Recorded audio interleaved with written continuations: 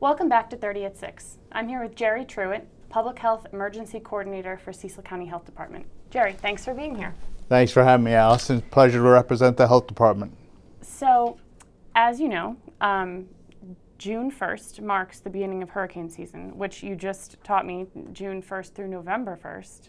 So it's a pretty long season. Yes.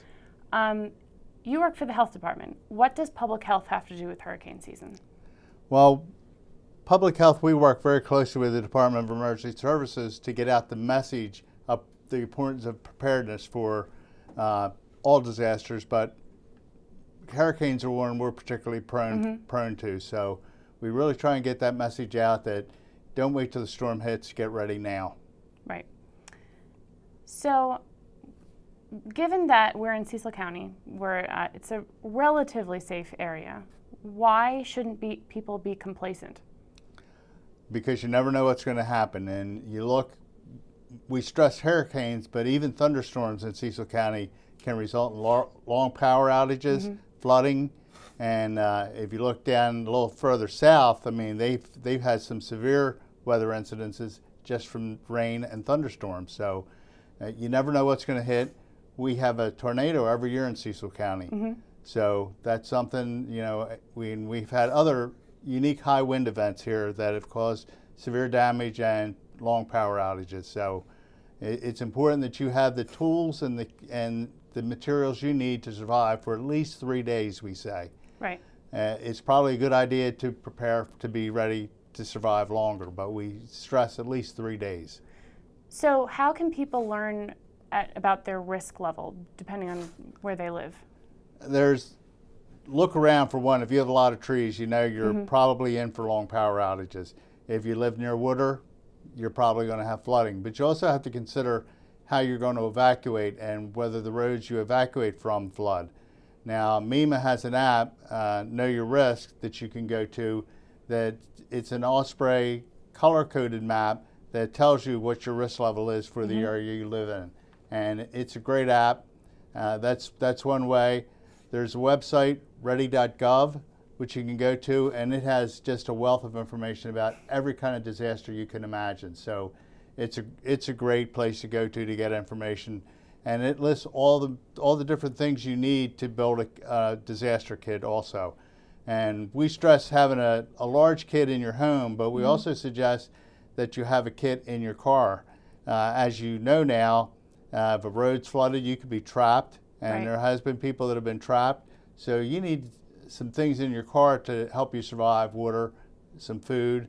The other thing that happens now, you know, if there's a fatality on the road's blocked. So you can be stuck in your car for hours now. Right. So it's really important that you be prepared at home and in your vehicle.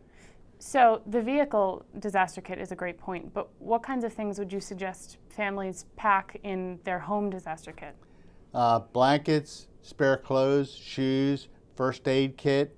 Water's probably the hardest thing to prepare for because you need a gallon of water per day per person. So even for 3 days, you're talking 3 gallons of water for one person. So the other thing I suggest people have in their kit is a bottle of bleach, because with bleach, you can like fill your tub with water.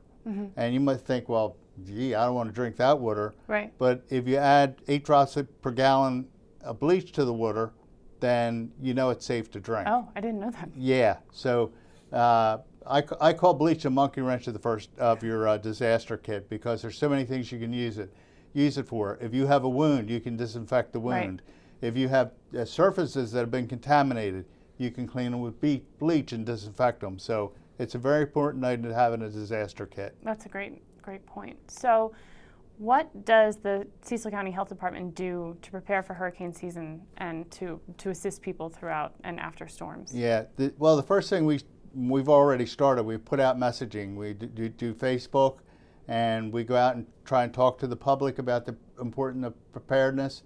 After the storm, we're kind of in recovery mode. So one of the things we're concerned about is you always see after the storm people walking through floodwaters. Yeah. And so we're going to be putting out messaging not to do that, because you never know what's in that water. Number one, we have a lot of septic systems in Cecil County. So if you're walking through floodwater, chances are you're walking through septic water too. Gas tanks overflow, oil gets in the water. You never know what people have laying around their house. And you look anywhere in Cecil County, you see all kinds of stuff laying around people's houses. Well, that's in the water now. So you really don't want to be in that water. Right. And you notice, you'll see the people walking with their shorts and stuff, but you notice all the responders have rubber suits on. Right, for so good reason. Yeah, so they know.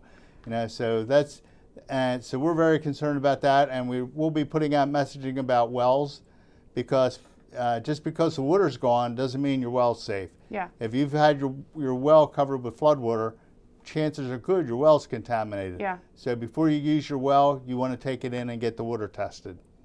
So one final question, where can Cecil Countyans go to learn more?